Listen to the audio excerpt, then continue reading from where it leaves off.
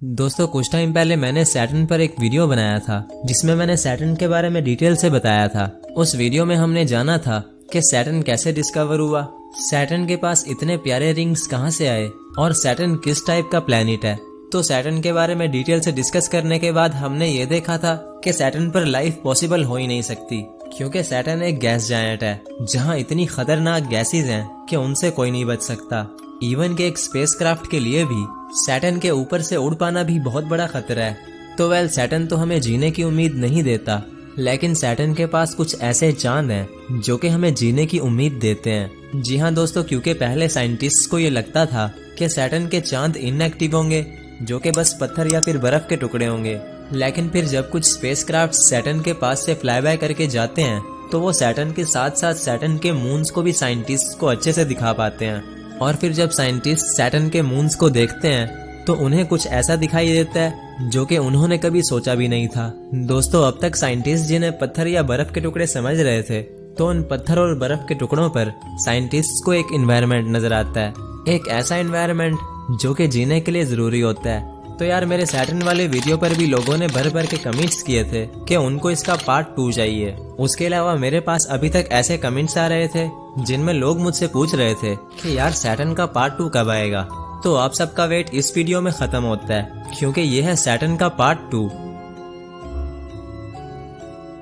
जिसमें हम ये जानेंगे कि सैटर्न के पास कौन से ऐसे मून्स हैं जो कि इंसानियत को जिंदा रहने की एक नई उम्मीद देते हैं।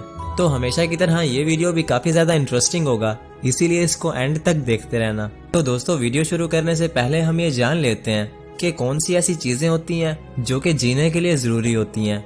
यानी अर्थ के अलावा अगर हमें लाइफ को कहीं और देखना है तो हमें किन किन चीजों को देखना पड़ेगा। तो चलो यार पहले हम अपने इन डाउट्स को क्लियर कर लेते हैं, उसके बाद चलते हैं वीडियो की तरफ। तो दोस्तों अगर बात करें हम अपनी प्यारी अर्थ की, तो हमारी अर्थ पर कुछ ऐसी चीजें हैं जो कि इसको लाइफ के लिए एक परफेक्ट प्लेस बनाती हैं। जैसे अर्थ का एटमॉस्फेयर, अर्थ की स्ट्रॉन्ग मैग्नेटिक फील्ड, अर्थ का उसके स्टार यानी सन से एक खास डिस्टेंस और पानी।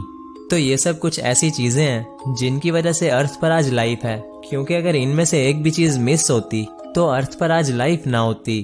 और ऐसा क्यों होता, चलो मैं समझा देता हूँ। तो दोस्तों इनमें से सबसे पहली चीज है एटमॉस्फेयर, और एटमॉस्फेयर अकेला ही लाइफ को सपोर्ट करने के लिए बहुत सारे रोल्स प्ले कर रहा है। क्योंकि अगर अर्थ का एटमॉस्फेयर हटा दिया जाए तो सिर्फ कुछ ही सेकंड्स के अंदर अर्थ का सारा पानी सूख जाएगा और अर्थ पर सभी जिंदा चीजें मर जाएंगी।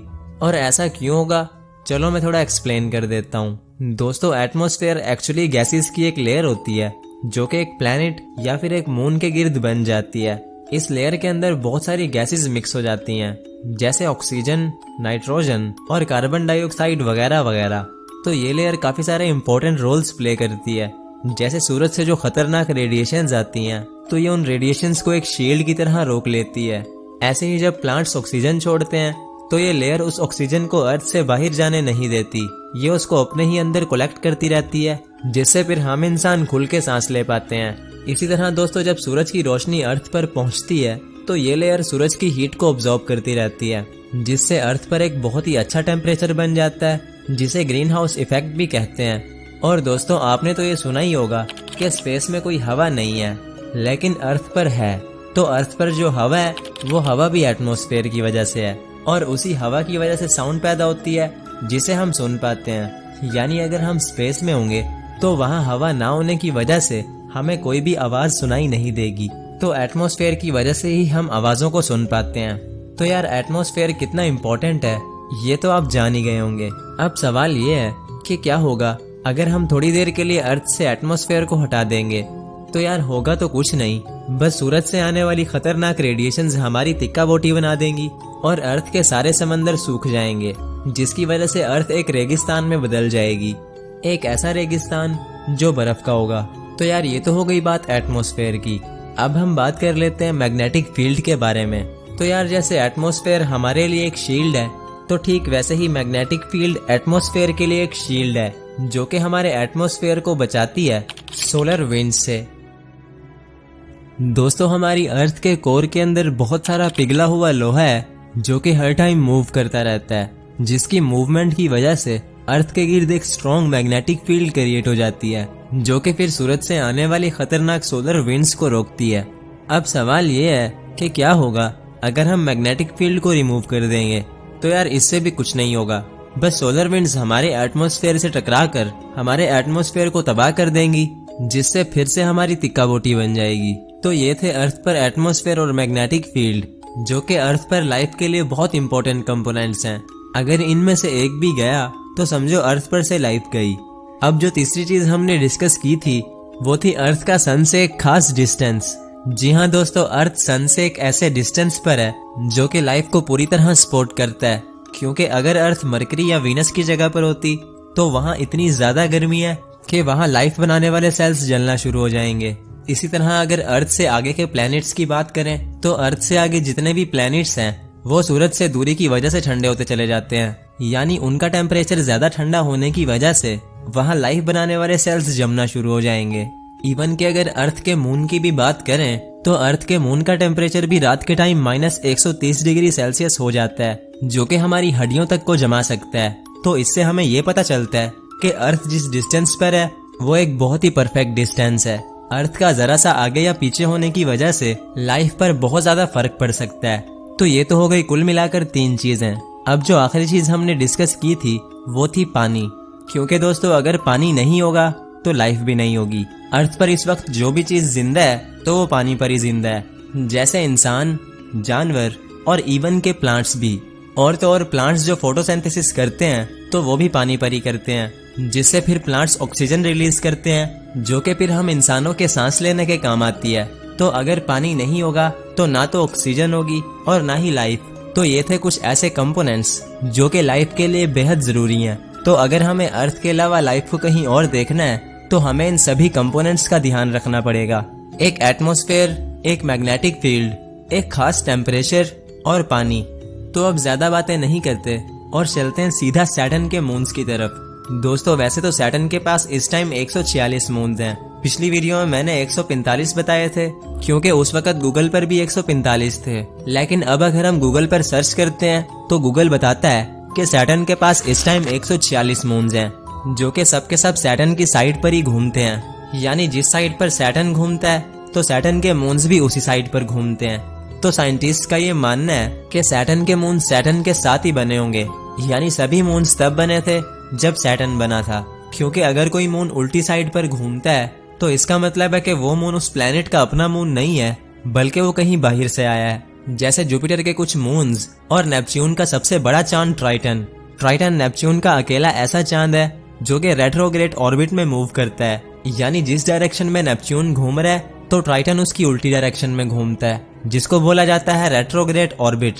तो इसका मतलब यही है कि ट्राइटन नेपच्यून का अपना चांद नहीं है, बल्कि वो कहीं बाहर से आया है। तो सैटर्न के सभी मून सैटर्न की साइड पर ही मूव करते हैं, यानी वो सबके सब सैटर्न के अपने मून्स हुए।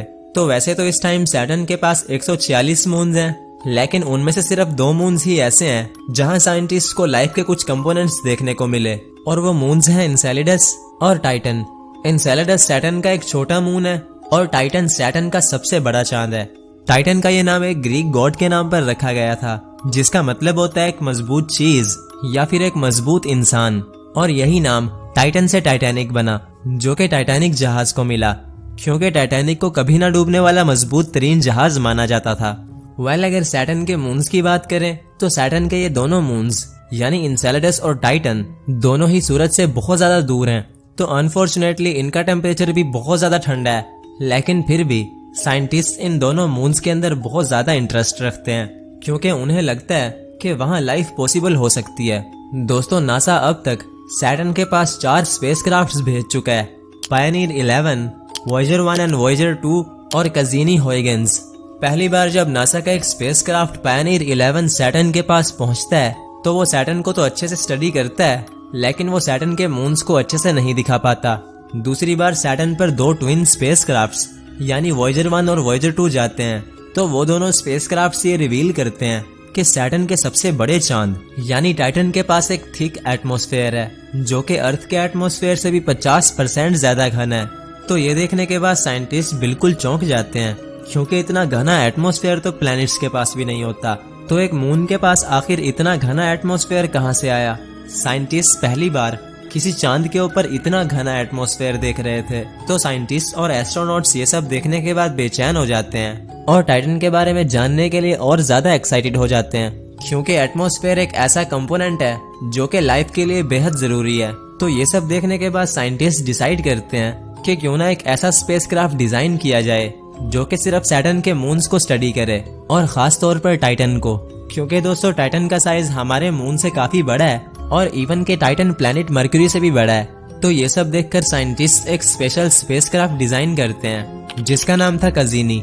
तो कजीनी को स्पेशली सैटर्न के मून्स को स्टडी करने के लिए बनाया जाता है और कजीनी के अंदर हॉयगन्स नाम के एक प्रोब को अटैच कर दिया जाता है जिसको फिर टाइटन के ऊपर लैंड करना होता है। तो कजीनी हॉयगन्स को 1997 में लॉन्च कर दिया जाता है, जिसको फिर सैटर्न तक पहुंचने में पूरे 7 साल लग जाते हैं। यानी कजीनी फिर 2004 में सैटर्न और उसके मून्स के पास पहुंचता है और फिर अगले ही साल यानी 2005 में वो टाइटन के पास भी पहुंच जाता है। जनवरी 2005 को साइंटिस्ट हॉयगन्स को कजीनी से डीअटैच कर देते हैं ताकि वो टाइटन के ऊपर लैंड कर पाए। दोस्तों साइंटिस्ट बिल्कुल नहीं जानते थे कि टाइटन के उस थिक एटमॉस्फेयर के अंदर आखिर क्या होगा, क्योंकि टाइटन के ऊपर इतने घने बादल थे कि उनके अंदर देख पाना नामुमकिन था।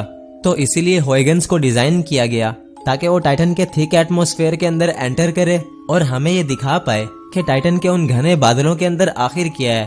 खैर दोस्तों, जब हॉयगन्स टाइटन के थिक एटमॉस्फेयर के अंदर एंटर करता है तो वो साइंटिस्ट को कुछ ऐसा दिखाता है जिसको देखने के बाद शायद साइंटिस्ट खुशी से पागल हो गए होंगे। दोस्तों हॉयगन्स जैसे ही टाइटन के थिक एटमॉस्फेयर के अंदर एंटर करता है तो वो साइंटिस्ट को दिखाता है कि टाइटन के पास अपना एक ग्राउंड सरफेस है जहां समंदर भी हैं। साइंटिस्ट ने पहली बार किसी मून के ऊपर समंदर देखे और ये सब देखने के बाद उनका इंटरेस्ट टाइटन को लेकर और ज्यादा बढ़ गया।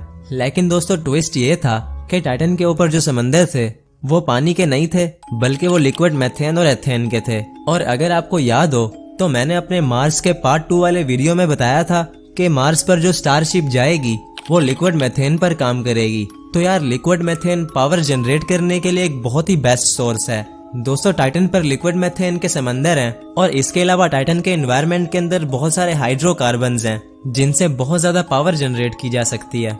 दोस्तों जैसे कि हम जानते हैं कि टाइटन सन से बहुत ज्यादा दूर है और उसका एटमॉस्फेयर भी बहुत घना है, तो यही वजह है कि टाइटन पर बहुत ज्यादा अंधेरा है। कुछ साइंटिस्ट कहते हैं कि टाइटन पर इतना अंधेरा है जिसको शायद इमेजिन भी नहीं किया जा सकता, क्योंकि टाइटन पर सन की सिर्फ 1% लाइट ही पहुंच पाती है। यानी टाइटन के ऊपर दिन के टाइम भी इतना अंधेरा होगा जितना अर्थ पर रात को भी नहीं होता। तो टाइटन के ऊपर रिसर्च करना शायद साइंटिस्ट के लिए थोड़ा चैलेंजिंग हो सकता है। दोस्तों टाइटन के ऊपर उसके थिक एटमॉस्फेयर की वजह से बहुत हाई प्रेशर पाया जाता है। यानी यूं समझ लो कि टाइटन के ऊपर आप ऐसा फील करोगे जैसा आप 5 फुट पानी के नीचे फील करते हो। लेकिन मजे की बात यह है कि टाइटन की ग्रेविटी अर्थ से 7 गुना कम है, तो हो सकता है वहां आप हल्का फुल्का भी फील कर पाओ। वेल दोस्तों टाइटन के ऊपर कोई पानी नहीं है, लेकिन टाइटन के क्रस्ट के नीचे बर्फ है जिसको पिघलाकर पानी बनाया जा सकता है, जो कि एक अच्छी बात भी है। लेकिन किसी प्लेनेट या मून के क्रस्ट तक पहुंचना कोई आसान काम नहीं है। तो दोस्तों टाइटन के पास एक एटमॉस्फेयर है, पावर सोर्स भी है। और अगर बात करें मैग्नेटिक फील्ड के बारे में तो अनफॉर्चुनेटली टाइटन के पास अपनी कोई मैग्नेटिक फील्ड नहीं है, बिकॉज मैग्नेटिक फील्ड जनरेट करने के लिए उसके कोर में कोई पिघला हुआ लोहा नहीं है बल्कि पत्थर है। तो टाइटन के पास तो कोई मैग्नेटिक फील्ड नहीं है, लेकिन सैटर्न के पास है। दोस्तों सैटर्न का मैग्नेटिक फील्ड अर्थ से 600 गुना ज्यादा है, जो कि टाइटन को भी अपने घेरे में रखता है। दोस्तों सैटर्न के उस मैग्नेटिक फील्ड की वजह से टाइटन सोलर विंड से बचा रहता है, और कहीं ना कहीं ये प्लस पॉइंट भी है, क्योंकि एक मैग्नेटिक फील्ड तो मार्स के पास भी नहीं है। तो टाइटन के बारे में इतना कुछ जानने के बाद हमें ये समझ आता है कि अगर टाइटन मार्स की जगह पर होता तो अब तक हम टाइटन पर बस चुके होते, क्योंकि टाइटन के ऊपर बहुत कुछ ऐसा है जो कि इंसान को जीने की उम्मीद ही नहीं बल्कि यकीन भी दिलाता है। बस उसकी सबसे बड़ी प्रॉब्लम उसकी सन से दूरी है, जिसकी वजह से एक तो वहां पर अंधेरा बहुत है और ऊपर से वहां पर -180 डिग्री सेल्सियस का टेम्परेचर है, जो कि हड्डियों तक को जमा देगा। तो बस टाइटन के पास प्रॉपर सनलाइट नहीं है, जो कि एक माइनस पॉइंट है। तो बस अगर टेंशन है तो टाइटन की दूरी की है, और यही वजह है कि टाइटन को अभी भी साइंटिस्ट को और ज्यादा समझना पड़ेगा। दोस्तों नासा 2034 तक टाइटन पर ड्रैगन फ्लाई नाम का एक ड्रोन भेजेगा, जिसे अर्थ पर बैठकर कंट्रोल किया जाएगा। ड्रैगन फ्लाई टाइटन के ऊपर उड़ता रहेगा और टाइटन की लगातार इंफॉर्मेशन साइंटिस्ट को भेजता रहेगा। तो दोस्तों टाइटन के बारे में तो हमने सब कुछ जान लिया, अब बच गया एनसेलेडस, तो मुझे लगता है कि मुझे उस पर एक नया वीडियो बनाना पड़ेगा जो कि हमारी सैटर्न सीरीज का पार्ट 3 होगा। मैं उम्मीद करता हूँ कि आपको मेरी इस वीडियो से कुछ नया सीखने को मिला होगा। अगर हाँ तो वीडियो को लाइक जरूर करना, क्योंकि यार इन वीडियोस पर बहुत ज्यादा स्टडी होती है, उसके बाद फिर बहुत ज्यादा एडिटिंग भी होती है जिसमें बहुत सारा टाइम लग जाता है। तो लाइक जरूर करना और ऐसी ही अमेजिंग वीडियोस के लिए चैनल को फॉलो और सब्सक्राइब लाजमी करना।